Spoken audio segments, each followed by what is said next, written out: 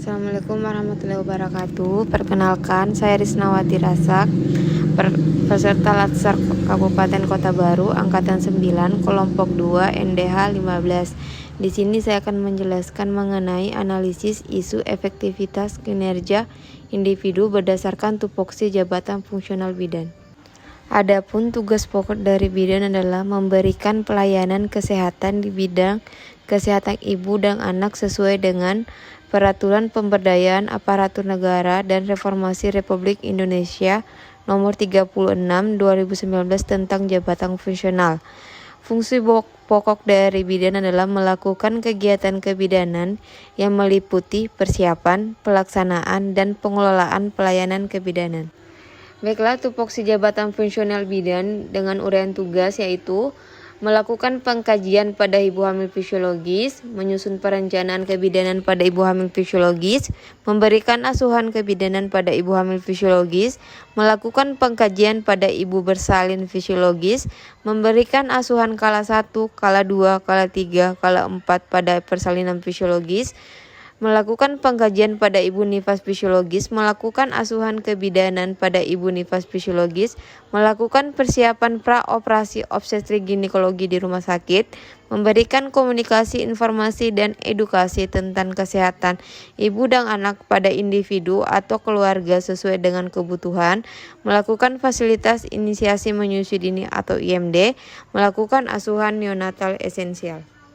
Selanjutnya, dari uraian tugasnya lagi, melakukan asuhan pelayanan neonatal 6 jam sampai 40 jam pasca pelayanan atau KN1, melakukan asuhan pelayanan neonatal pada hari ke-3 sampai hari ke-7 pasca kelahiran, melakukan asuhan pelayanan neonatal pada hari ke-8 dan sampai hari ke-28, memfasilitasi konseling asuhan kesehatan reproduksi, memfasilitasi konseling pranikah, memfasilitasi konseling keluarga berencana atau KB, melakukan pemetaan sasaran dan analisis data pada keluarga dan masyarakat, melakukan pembinaan keluarga balita, remaja, dan lansia, berpartisipasi aktif dalam musyawarah perencanaan pembangunan desa, melaksanakan tugas jaga shift malam bagi yang rumah sakit, melakukan asuhan kebidanan di kabar bedah rumah sakit, mengidentifikasi kebutuhan, melakukan analisis dan merencanakan kegiatan UKM terkait pelayanan kebidanan di puskesmas,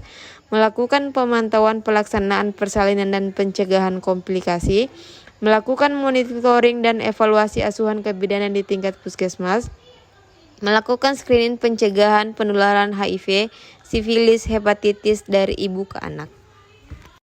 Berdasarkan uraian tugas di atas, kita akan mengangkat 5 isu. Yang pertama mengenai masih kurangnya pengetahuan kader posyandu tentang SDITK, yaitu stimulasi, deteksi, dan intervensi dini tumbuh kembang. Masih kurangnya pengetahuan ibu hamil mengenai risiko tinggi kehamilan, masih rendahnya pemberian HB0 pada K1, masih rendahnya motivasi ibu hamil melakukan USG pada K1 dan K5, masih rendahnya pencegahan pernikahan dini bagi calon pengantin di usia remaja. Dari 5 isu di atas, kita akan melakukan tapisan isu dengan teknik APKL, di mana A itu aktual, P itu problematik, K itu kelayakan, dan L itu layak. Yang pertama, kurangnya pengetahuan kader posyandu tentang SDITK untuk deteksi dini tumbuh kembang anak. Dia mendapatkan ranking 1 dengan total 19. Yang kedua, masih kurangnya pengetahuan ibu hamil mengenai risiko tinggi kehamilan. Dengan teknik APKL dapat total 18, maka dia ada ranking 2. Masih rendahnya motivasi ibu hamil melakukan USG pada K1 dan K5 dengan total 17, menduduki peringkat ketiga. Masih rendahnya pencegahan pernikahan dini bagi calon pengantin di usia remaja dengan total 16, ranking keempat. Masih rendahnya pemberian HB0 pada K1 dengan total 15, ranking kelima. Setelah dilakukan tapisan isu dengan APKL didapatkan 3 ranking teratas, selanjutnya akan ditapis lagi dengan menggunakan teknik USG, di mana U itu adalah urgensi, S itu seriousness, dan G itu growth. Yang pertama, Kurangnya pengetahuan kader posyandu tentang SDITK dan pada tumbuh kembang anak akan menduduki ranking ke-1. Yang kedua itu masih kurangnya pengetahuan ibu hamil mengenai resiko tinggi kehamilan. Dan ranking 3 yaitu masih rendahnya motivasi ibu hamil melakukan USG pada K1 dan setelah dilakukan analisis ISO dengan USG, kita akan melakukan analisis ISO dengan Fishbone. Yang diangkatkan masih kurangnya pengetahuan kader posyandu tentang SDITK untuk deteksi dini tumbuh kembang anak. Yang pertama dari manusianya, kader belum pernah mendapatkan pelatihan mengenai SDITK. Kalau dari lingkungannya, keterbatasan waktu kader mengikuti pelatihan.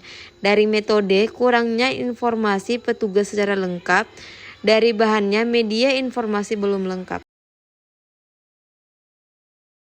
Yang terakhir, kita akan membahas mengenai alternatif pemecahan masalah dari masalah utama, yaitu masih kurangnya pengetahuan kader posyandu tentang SDITK untuk deteksi dini tumbuh kembang anak. Yang pertama, kurangnya pengetahuan kader posyandu tentang SDITK untuk deteksi dini tumbuh kembang anak. Kita akan memberikan pelatihan kepada kader posyandu agar pengetahuannya mengenai SDITK dapat meningkat. Yang kedua, mengenai keterbatasan waktu kader mengikuti pelatihan, kita akan melakukan koordinasi dengan kader lebih intensif sebelum melakukan kegiatan pelatihan agar kader dapat menyesuaikan waktu pada saat memberikan pelatihan. Yang ketiga, kurangnya informasi dari petugas secara lengkap. Pada saat memberikan informasi, kita akan dilakukan dengan perlahan-lahan dengan bahasa yang sederhana agar mudah dipahami oleh kader. Yang keempat, mengenai masalah media informasi belum lengkap, kita akan membuat media leaflet yang lebih praktis dan mudah dipahami oleh kader.